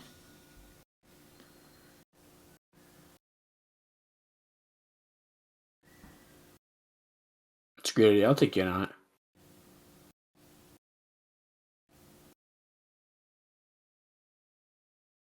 Oh, no fat chicks. He knows Devon's reputation about fat chicks. Is that a reference I don't know? I think the stereotype maybe is that black men tend to like bigger women. Oh, I didn't know if there was an angle or something like that maybe he was referencing. Look at Devon's little cheater glasses he's got I was on. just gonna say he looks like such a dweeb. That's funny. Also, I liked how I hate bimbos. Okay. I like how Kurt was like hiding his mouth, but it was also directly in front of the microphone, and also he had it the wrong way, which was funny. All right, here is Moose. I hate bimbos, and she's got a shopping cart full of weapons, and she is clearly losing her mind. Her ring gear does not say Moose. She's wearing jeans. Yeah, I'm fine with that.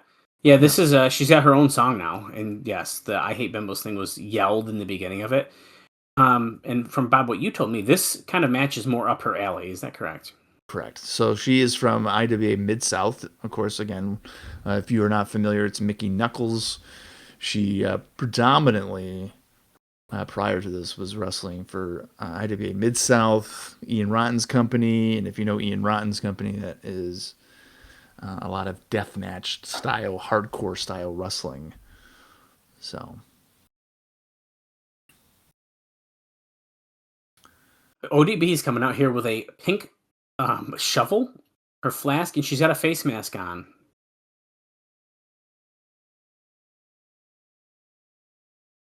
Also, not for nothing, I feel like ODB is not like your stereotypical bimbo, so it's kind of a funny. I hate bimbos. I feel like it's not quite working. Now, here's the thing. Like, she was kind of aligned with the beautiful people. Wouldn't the beautiful people be considered bimbos? Yes. Yeah. So that's like kind of funny. Oh, ODB spits in the face. Some liquor that came out of that flask. You know, you would think that just from like how they look, that you would think that Moose and ODB would be like aligned together. You could totally get Moose to be like more of that like trailer park style. Even just look what she's wearing now. I mean, it's pretty spot on. She just Irish whipped her against the guardrail. She's dumping out that. What is that? There's so many different things in this shopping juice cart. bowl. Oh yeah. There's a chain. There's a juice bowl. I see chairs. There's hockey sticks. ODB just slams her against the guardrail again. Goes back to the weapon pile. There's a broom. A hockey stick.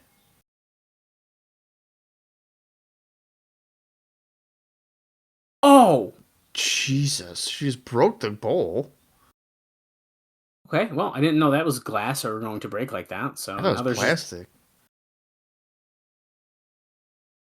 Oh, they're saying it's a lampshade. That was not a lampshade. It broke? Either way, it shattered. I do think it was glass, though, because it made a noise that it fucking... Look, she put it in the shopping cart, slams her against the guardrail again. August 10th, Hard Justice, Trenton, New Jersey. Ice-T is going to be there. That's not what we're told. That is not on the screen right now. But. Oh, wait. Christian Gage has been taken to the hospital, we've just heard. Because that laceration on his back. Because he needs stitches. So yeah, of course he does. When you have such a wound on your back that nobody can even see it. And they have to soak the towel from the bottom. And then keep it covered. It's too bad. Right. Got to keep the pressure on. I just wish they didn't do that part. That was comic. That part of it was comically bad. I wish they were checking on him and they just go to commercial, and if you really want to show him like being stretchered out or something after. Yep. And then tell us he needed stitches, and I'd be like, oh yeah, he got messed up. Yeah, dude, exactly. When he goes through the table, you cut to commercial, come back, he's loaded in the ambulance, and then the doctor, I could have the bloody towel. That way you're like, oh, okay. Yeah. Moose choking ODB with a chain in the middle of the ring.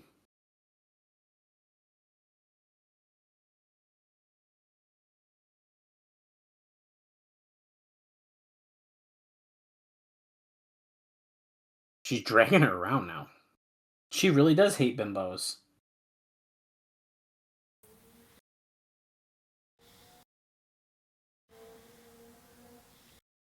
Moose looks very small.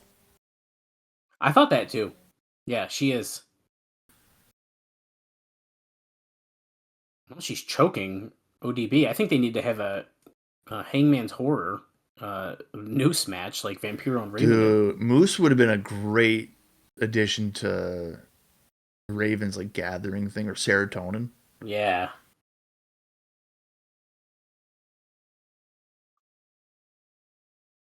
She's kind of crazy. I like it. Yeah, she is, absolutely.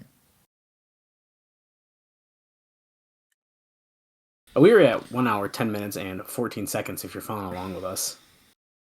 So we are in the end part of the show. Thank God. Hey, I know, it's 1:30 in the morning. Peek behind the curtain. We are off for a couple weeks from recording. So, thank God. So Bob's going to watch more TNA in his own time. Fuck. Yeah, probably. I think for old time's sake, Bob, I should come over to your house. And then we should watch Victory Road 2004. Let's do it. Why? I love that show. That as again, that's something we've watched in the archive. That was the first and only TNA pay per view that I bought on my own, and I just remember being so disappointed. What? Yeah, No, those are good. because I remember at the time I was like, "Oh, AJ and PD, they'll get 20 minutes, it'd be great." And they went like 9. She just got creamed with a shovel. Yeah, she just got nailed with the shovel. ODB going for the pin, but Moose is able to kick out. And then I also wanted Jeff Hardy. I thought Jeff Hardy's going to win the title. Well, that probably should have happened. And then that didn't happen. And I was like, oh my God. This just never ends. I almost bought Final Resolution. I think it was Final Resolution when Sting came back. 2006. Oh, yeah. Chair position in the middle of the ring, running power slam, but Moose able to stop and get out of that. Pushes ODB front facing into the corner. Moose runs at her, but gets met with a kick to the midsection. Here comes. Oh, she sidestepped her.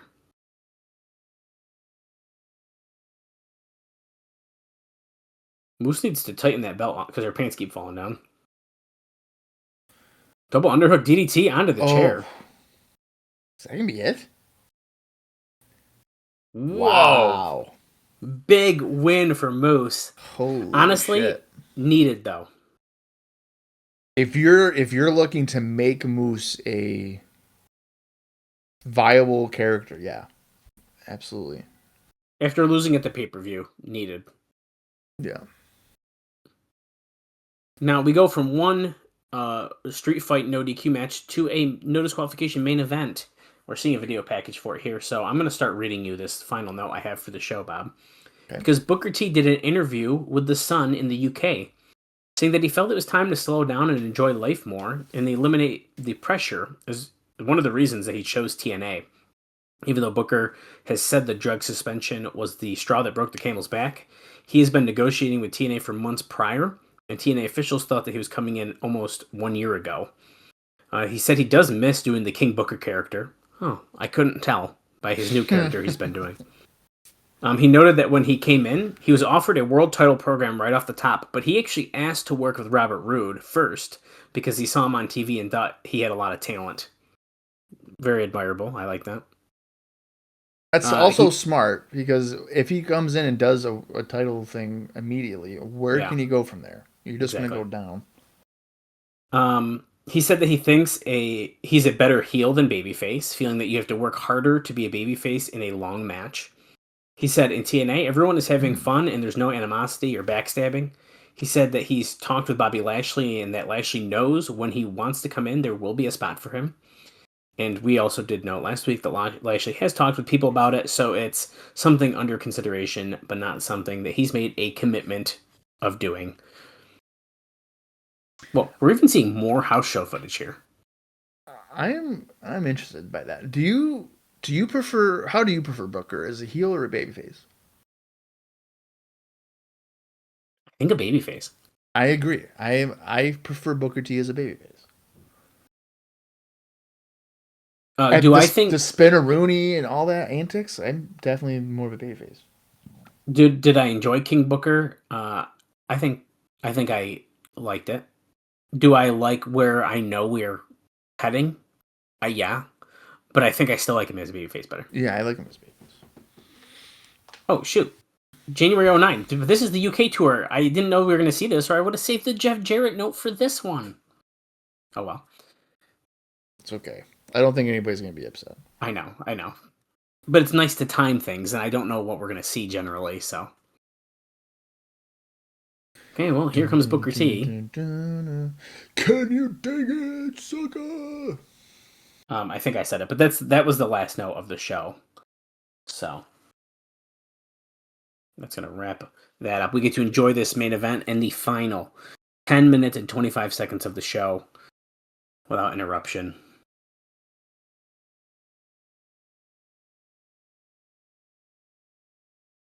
Yeah, this is going to feel like Nitro, baby. August 2000. I think they should do Fall Brawl 2000 in Buffalo. In a cage. Booker T beat him to win the It's funny title. because I watched that, but I don't remember it. Yeah, it's the same show as a really great Goldberg Scott Steiner match.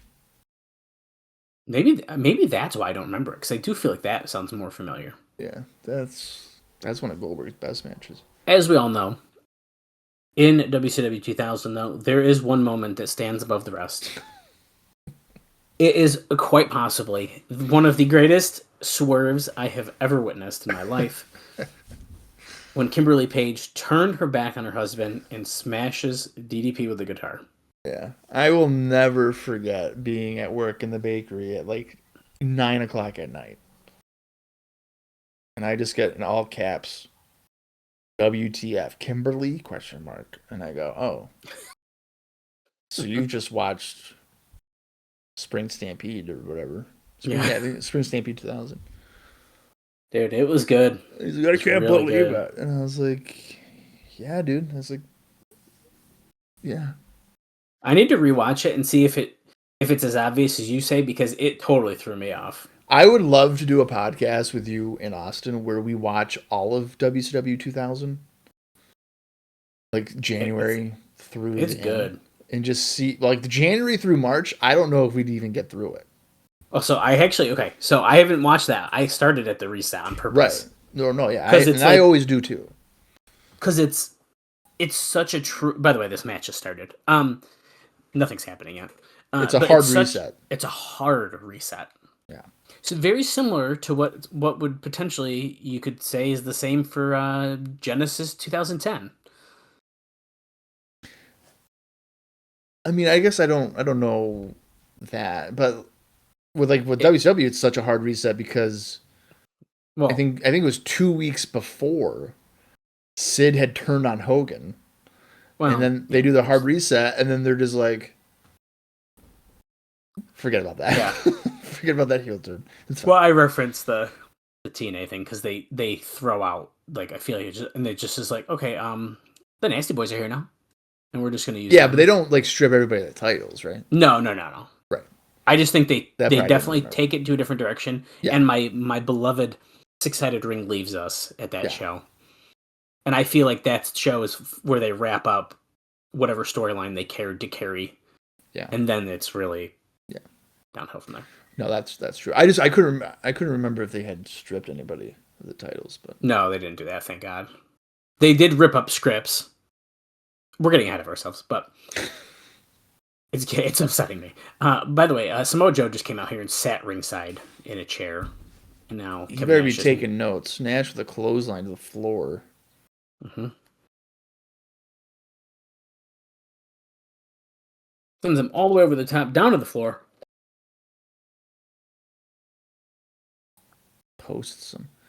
Now where Joe is sitting, this is, I feel like, not good for him, because I feel like if I was Nash, I would just throw Booker T into Samoa Joe right now. Well, if you're looking, I feel like we're inching. Oh, okay. As soon as I say that, they go the other way, but I felt like we were kind of going to that side a little bit. Yeah, and then Samoa Joe would sit there and get mad, but it's like, dude, you're sitting at ringside. Why would you do that? You're just asking to get thrown into. Right.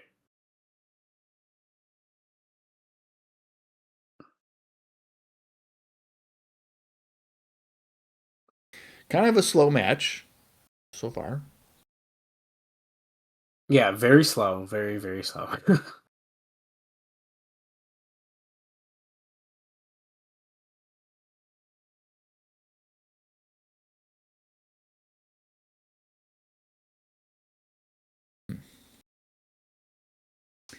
All right, well, they're finally back in the ring, but Booker cuts him off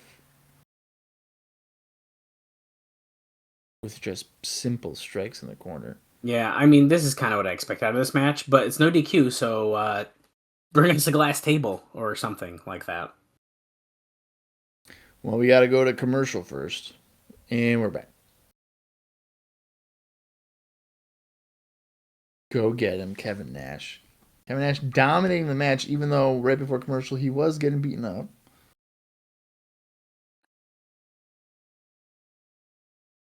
Samoa Joe is studying this match.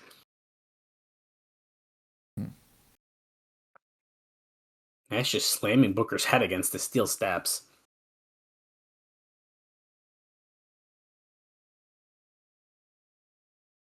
Look at these step shots. Yeah, we're letting it punch in. Yeah, this is so freaking slow. Holy crap. Yeah, this is... if you're looking for a great work rate match, that's just not going to happen. No, the rest of the show has already happened. Yeah.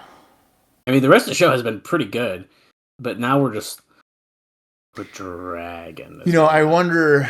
So, I wonder if I was like Jeff Jarrett or agents watching this, maybe I'm thinking Joe Nash at Bound for Glory is not a great idea.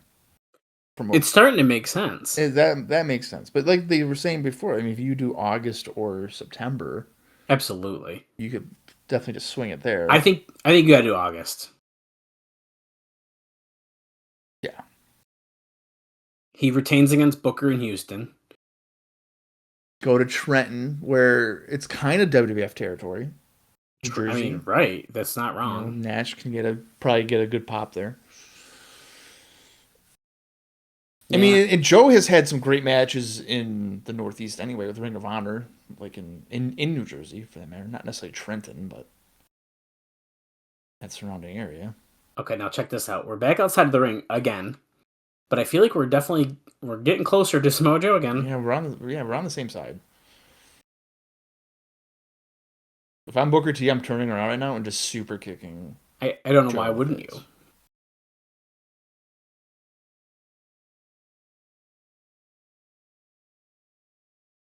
Yeah, he hits Kevin Nash against the steel steps, and he tells Samoa Joe, "Give me your chair." So he stands up and he gets in Booker's face. He doesn't hand him the chair though. Okay. Earl's like, "Come on, guys. He's not even in the match. Don't give him that chair." He's like, I thought he was angling to hit him. Well, he went to sit down.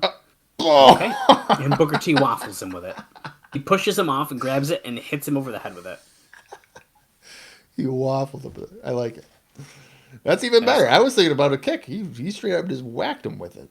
I think that Kevin Nash is now winning this match thanks to Samoa Joe. You think Nash is going to pin Booker T right now? Yep. Even though Joe is unconscious. That was a really shitty high kick. Yes, it was. He's starting to get up. He hit him in his stomach. I think that's why they had to make this match a no DQ match. Why else does it need to be no disqualification?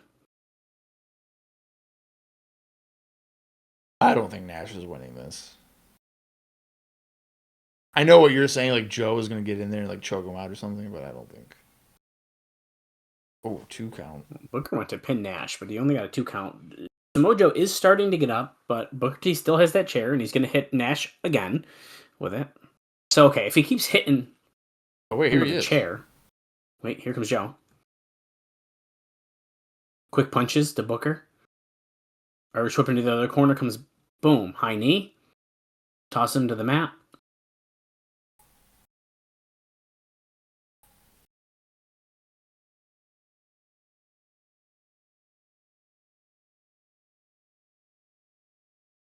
Oh, hey, dude. It's the opposite of what I just said, because he accidentally just super kicked Kevin Nash, and Booker T throws Samoa Joe out. And then Booker pins Nash, and that's a 3 count. Okay, so it was the opposite of what I said. He accidentally cost Nash the match. Dude, we're so getting Joe Nash in September. Or August, whichever one. No doubt about it. Or even, you can make that that would set up a triple threat right there for Victory Road. Huh. A lot we are building on here. Well, Nash is getting to his feet, and I think he's realizing what has just happened. Oh, jackknife him. Dude, if he jackknifes Samoa Joe. Jackknife him right now. If he jackknifes him, he's in Victory Road. What the hell's that? What was that? They love to add people to matches, too, so it would not be unlike them to not make it a 3-way match. Right. Yeah. And you don't have to worry about a Nash singles match. You can kind of protect him a little bit from nonsense. We'll pull apart action. Booker T is thrilled. He can't believe this is happening. and we go off the air. Okay. Bob, how you feeling after that one? What do you think of that show? That was all right. I would say pretty average. That main event sucked. Yeah, the main event was not good. The end part of it causing issues was good, but yeah. I'll give the rest of the show a thumbs up. So I mean, I enjoyed the rest of it. Yeah, like it definitely wasn't. I've watched worse shows. Ain't that the truth? Yeah, Moose had a really good major upset win, so that's good. Yeah. The Christian, like I'm assuming Team 3D and Cage and Rhino. Obviously, that's going to be something. So that was pretty good advancement there with the glass table spot. Yep. So, I like that spot. I mean, I would say pretty average show, but they advanced things pretty well for the top feuds. So, Bob liked that. He's giving it a thumbs up. Let's just say it. Yeah, I mean, if I had to give it a thumbs up or a thumbs down, I'd give it a thumbs up. Go. I'm proud of you for saying that Nash Booker T was bad. Because I mean, dude, it was awful. It is a rarity for you to say negative things about anything TNA. And I know, and don't think that I didn't see or hear the fact that you said it was bad, but the aftermath causing problem was pretty good. So you still slide in a compliment. Because you agreed. You liked it too. We were like, oh yeah, we're getting the match. Yeah, but I will sit here and actively say that quite a few things I don't like, and then you'll always find the positives. You can't just be a negative Nancy for once in your goddamn life. Because there was something positive. Yeah. Okay. Well, this all being said, we still got 2 episodes before Victory Road. So it's coming up quick. But we still got 2 weeks of build. That's a lot. So I am definitely looking forward to seeing what that brings us. Yeah, now what we know for next week, as I'm going to go back here to make sure that...